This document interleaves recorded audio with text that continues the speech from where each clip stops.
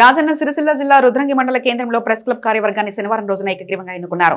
Press club అధ్యక్షుడిగా Eligeti Surya Kiran, club సభ్యులు ఏకగ్రీవంగా ఎన్నుకున్నారు.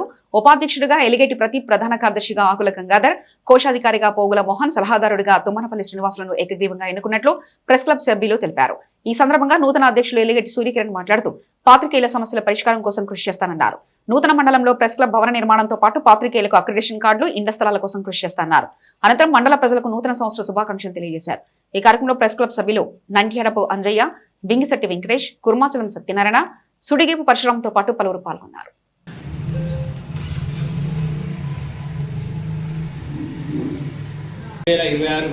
సంవత్సరంగాను రుద్రంగి ప్రెస్ క్లబ్ నూతన కార్యవర్గాన్ని సభ్యుల ఆధ్వర్యంలో ఏకగ్రీవంగా ఎన్నుకోవడం జరిగింది.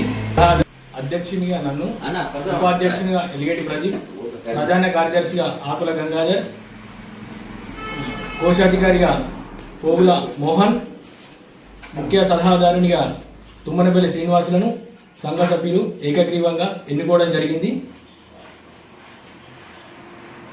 జర్నలిస్టుల సమస్యల కోసం ఎల్లప్పుడూ ముందుండి వారి సమస్యలను ప్రభుత్వ దృష్టికి తీసుకెళ్లి పరిష్కరించే విధంగా కృషి చేస్తానని మా సంఘ సభ్యులకు హామీ ఇస్తున్నాను.